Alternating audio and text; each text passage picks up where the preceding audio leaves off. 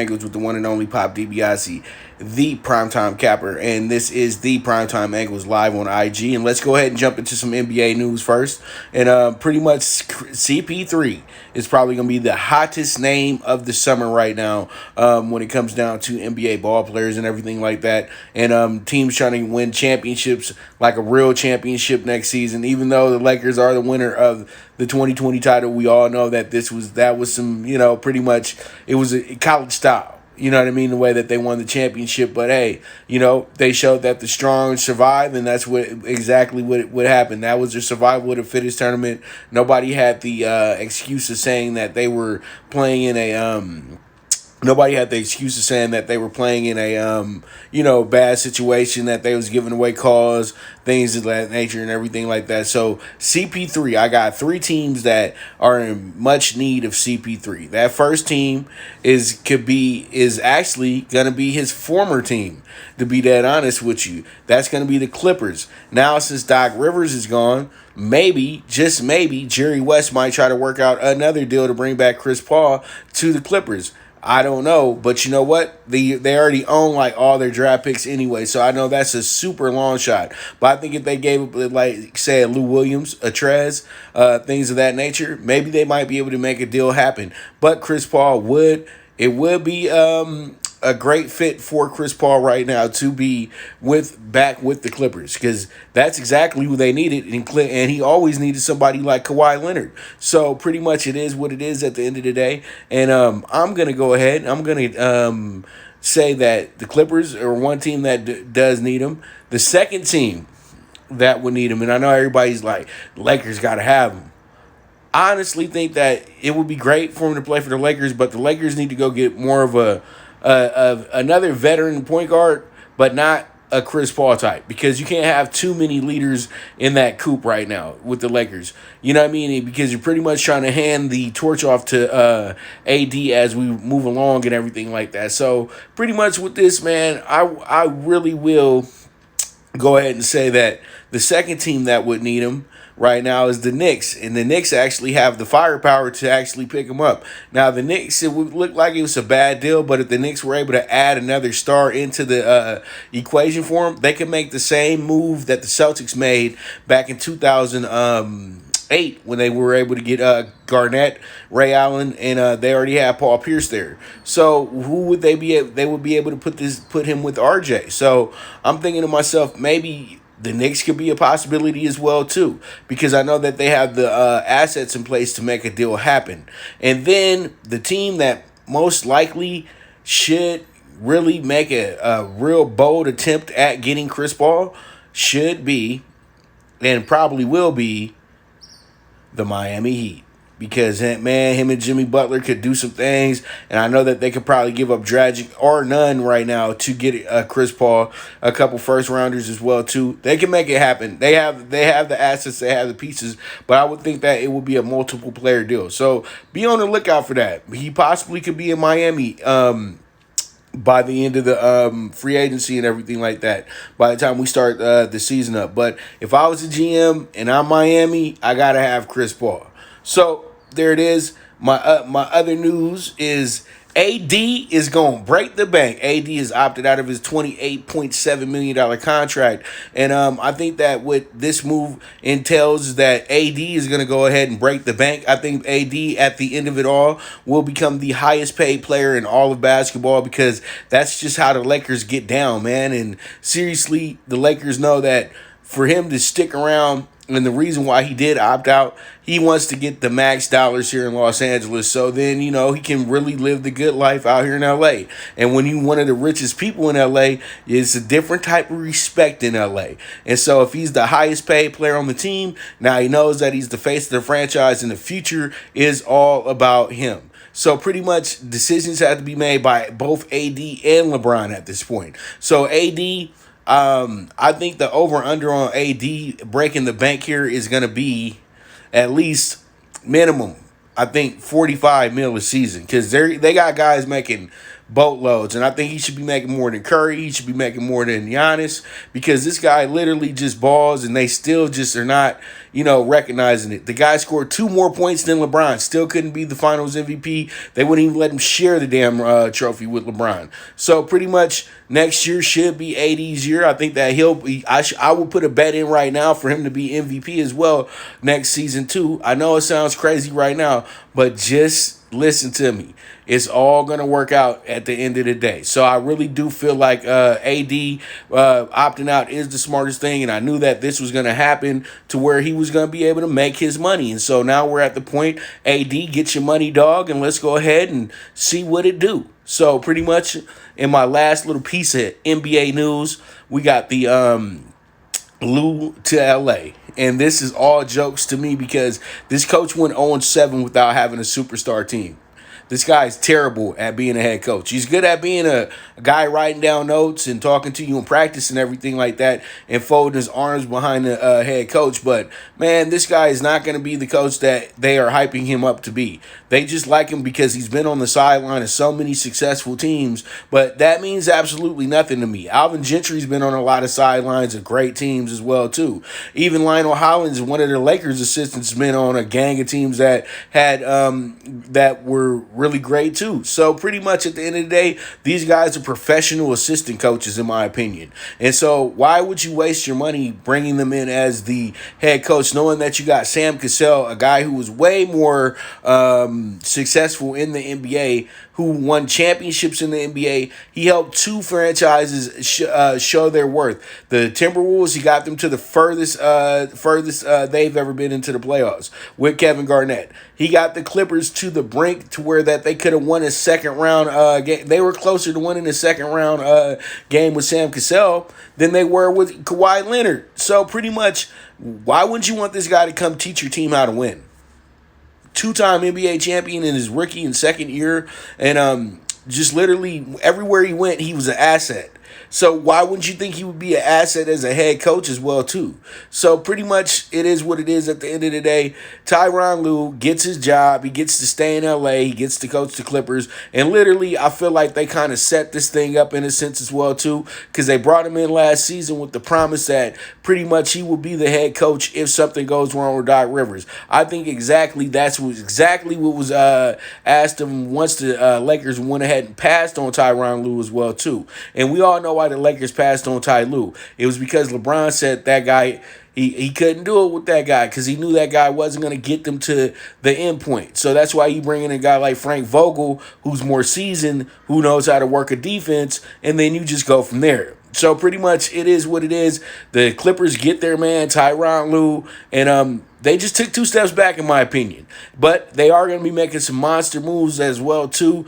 Be on the lookout. Paul George will probably be on his way out as well, too. And, yeah, I think the Clippers are going to be cleaning house. They're going to get rid of at least 50% of the roster, to be dead honest with you.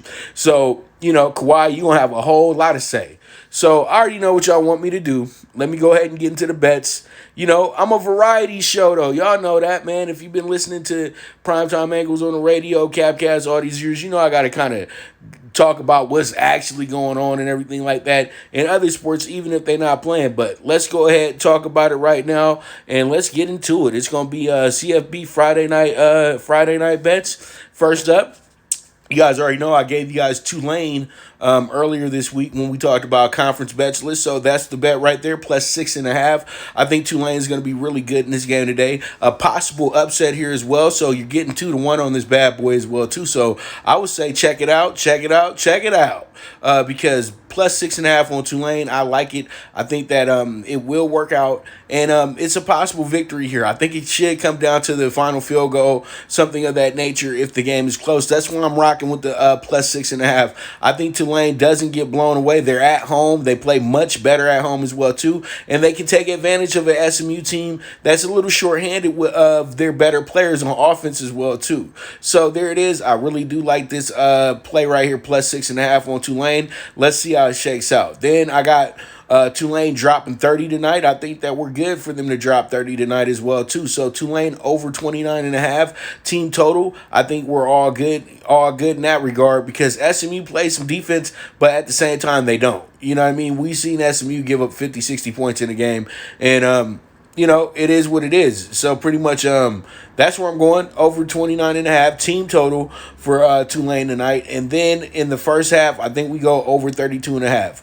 I'm saying that SMU is going to score some points, Tulane is going to score some points, and they both just wind up giving us a great half a play and getting us the over there. Last night the over almost happened in the first half, man. It was crazy because I thought the under was the play over there with the Arkansas State Georgia State game, but that wound up not working out the way that it was supposed to. So pretty much those are the bets tonight in the Tulane SMU game. I think that we should be able to get this one home as well too. Hopefully we sweep the board and let's go from there. We move on and we have ourselves the BYU at Houston game. BYU at Houston. This one is going to be a good one. Okay, this one is going to have the we got BYU Houston. Houston is coming in here feeling good. They got themselves an 18-point victory. They were down some points and everything like that against Tulane. They found a way to come back in that game. Then they found a way to just blow them out in that game as well too. So I know that's why a lot of people are like, you can't sleep on Houston, blase. And BYU is playing against the toughest team they played against all season, to be honest with you, because that game against Navy was a wash because Navy wasn't that good. And then last week, they didn't really look that great against San Antonio, but San Antonio's playing really good football as well, too. So you can't take that away from this team. So they are starting to play much better teams. It was funny because they blew away Louisiana Tech, but they had problems with San Antonio. You know what I mean? Now, you would think Louisiana Tech is the better team there, but it happens. That's that's matchups right there. And the way that Houston plays defense, I really feel like this quarterback is going to carve them up and carve them up fast and early as well too. So that's why I'm going to go ahead and take the over 60.5 here, because there's no way that Houston doesn't give up 30 plus points today. Seriously, but they have to keep up on offense to really go ahead and win this game, in my opinion. So that's why I got BYU first half here as well. I think BYU really does go ahead and win the game, but let's dip the toe, get in, get out, and go from there. So -3 by BYU first half. Let's see how it shakes out on that accord. And then over 17, that's damn near a gimme right there. I feel like we get 3 touchdowns out of BYU in the first half, and over 17, that's, to me, a very, very strong bet. Almost damn near a double down. So we'll see how it goes. But over 16.5, -3 BYU first half, and BYU over 17 team total first half. And there it is. Bentley. Then we move on, and we got ourselves the MLB playoff bets today. We're going to start off with the ALCS Game 6, and today is the day. In my opinion, I think the Rays advanced today, and they advanced huge today as well too. It took a while to go ahead and figure out who was going to pitch, and then make sure you tune in tomorrow, bro. But I'll talk about it a little bit by the end of the show. But I hope everybody's watching the Loma versus Lopez fight. But I have my take on that tomorrow, because I'm going to have several bets for you guys for that fight tomorrow as well too. So I really do feel like the Rays will take care of their business, man, tomorrow today. Look at you, Ryan. You got me thinking about tomorrow already. And Rays money line -130. I think what happens here is that pretty much the Rays take care of their business today.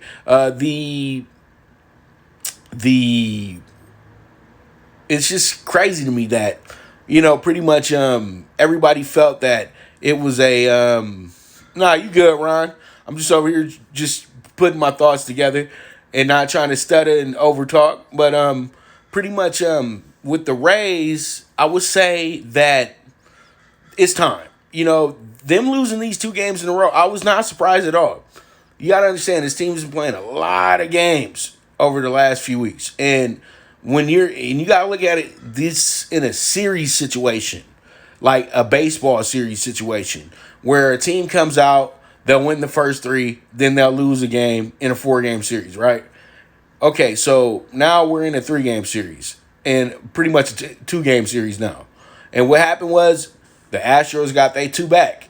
That's what it is. So now we're pretty much in a situation where the Astros know that they're in a do or die situation, and they got all the pressure on them. Tonight, I really do feel like they do get themselves into the situation to where they'll be able to win this game and win it big too, because they got to tell themselves that if they don't win this one, there's a possibility that they wind up being the second team that drops a 3-0 series. So they don't want to have that on their head, and they don't even want to deal with a game 7. So I'm definitely going to go ahead and circle the Rays today. Money line -130. The Rays been good to me the last 2 days, but it's time. I mean, the Astros been good to me the last 2 days, but it's time to go home.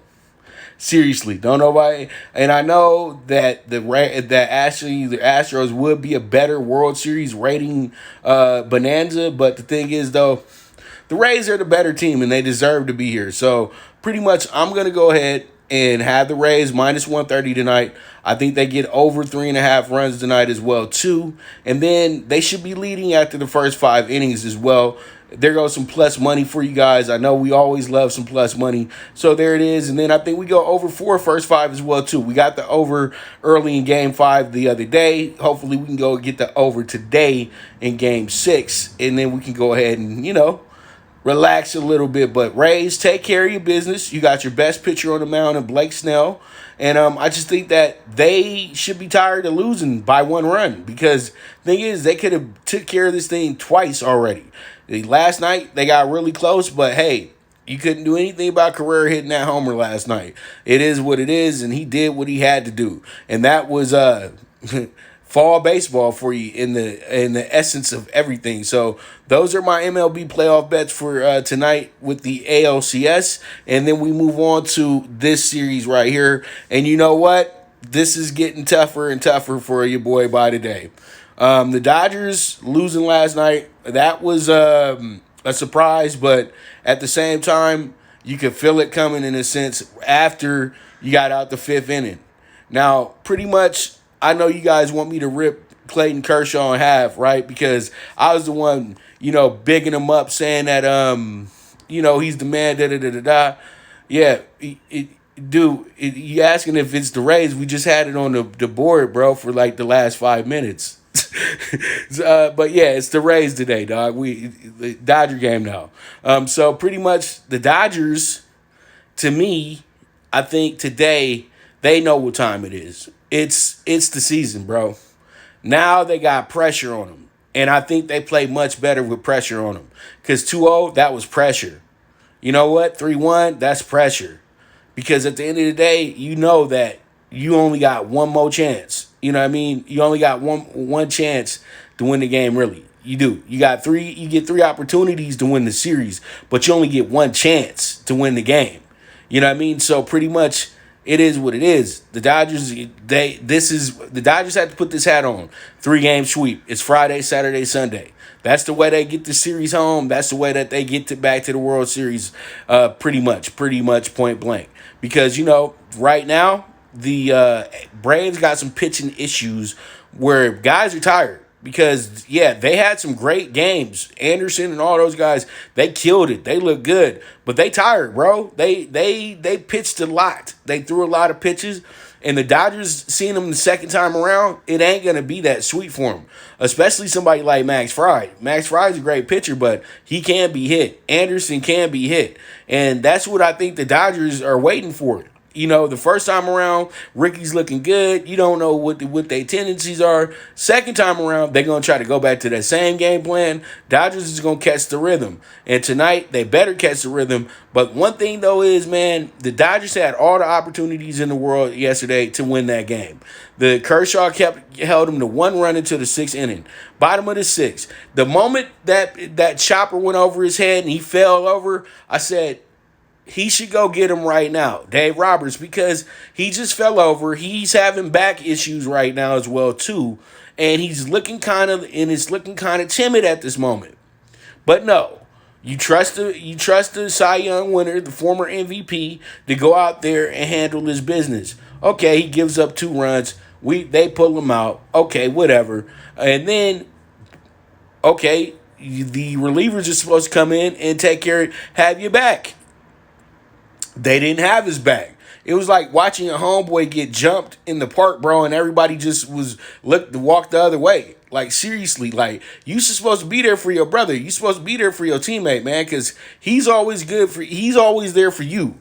Now, when you score runs for Clayton Kershaw, you don't have to worry about him blowing the game. Seriously. If he would have had 4 or 5 runs going into the 6th inning, he would have still been pitching real confidently. But he couldn't do that because now all the pressure's on. He's trying to make sure he's perfect, and it messed him up yesterday. And that's all it is, dude. And yes, you do make a good point. He's good for about 5, 6 innings if you're not going to score any runs. But if you score some runs, he'll be able to go ahead and complete the game for you because he has the confidence to say, I'm going to protect this lead. But when y'all sitting up in there 1-1 and got 1 hit, and he's over here trying his best to make sure that he keeps matching that other pitcher, then that's when the Dodgers get in trouble.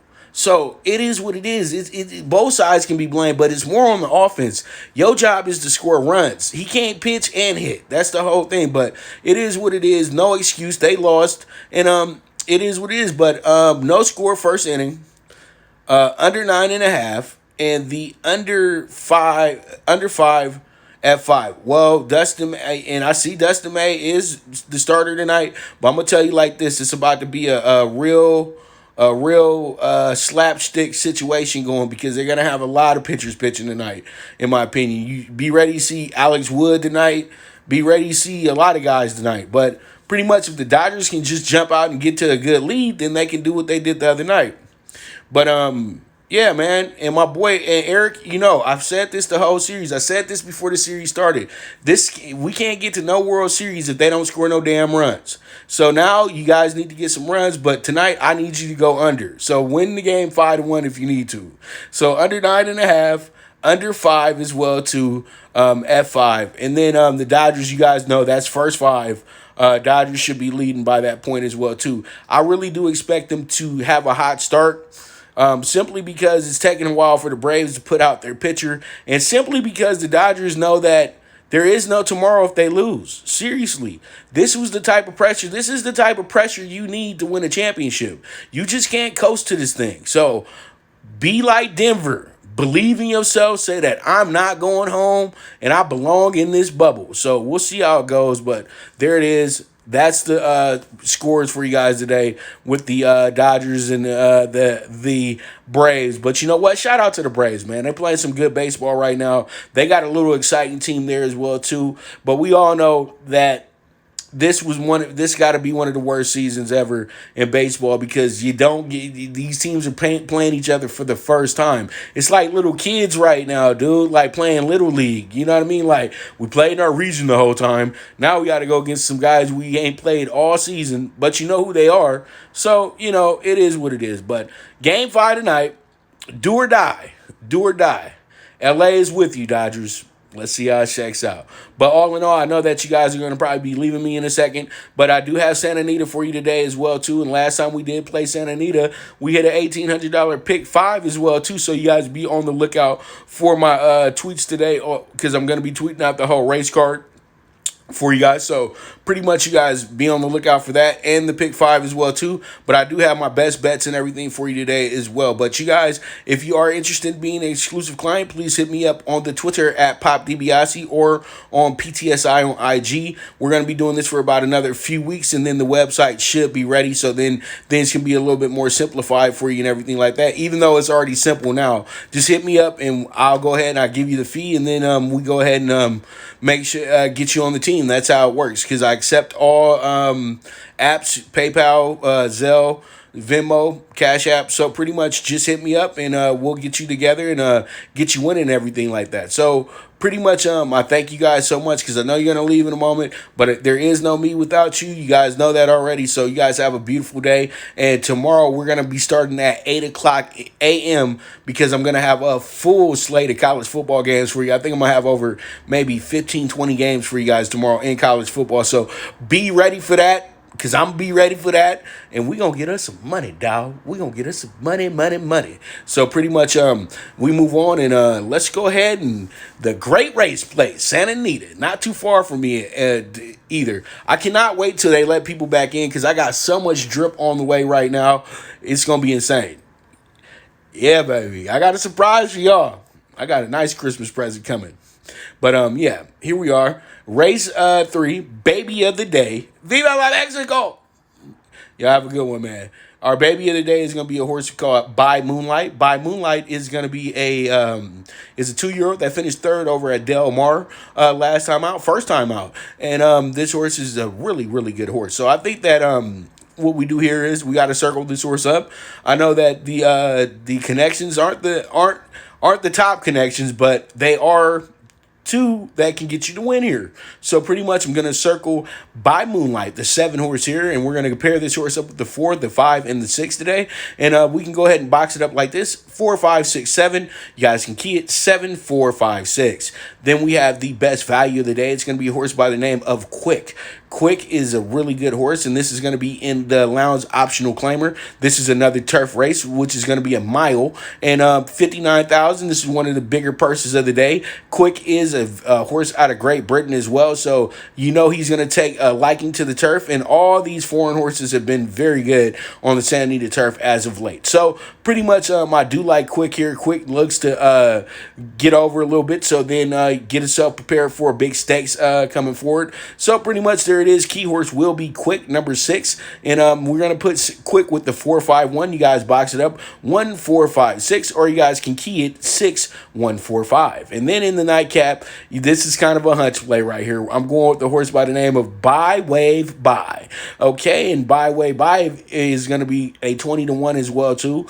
This horse is it's a good horse. I like this horse. I think this horse is capable of doing some big things today. And By Wave By, hopefully we can get a late big horse home. I love the late nightcap big horses that are double digit odds. So hopefully we can get this one home. We're going to pair this horse up with the 8, 5, 6, 1. This is going to be our super high 5 group. You guys box it up 1, 3, 5, 6, 8, and you guys will be able to get yourself a chance at making a few racks if we can get all 5 of these horses in. And then at the end of the night, we have the late pick 4 here, races 5 through 8. We're going to go ahead and in leg 1, we're going to put in the 1, 4, 5, 6, and then in leg 2 we're going to all bet the leg 2 there, and then leg 3 we got a Bob Baffert here, who's supposed to be a big time horse who's doing big things over here.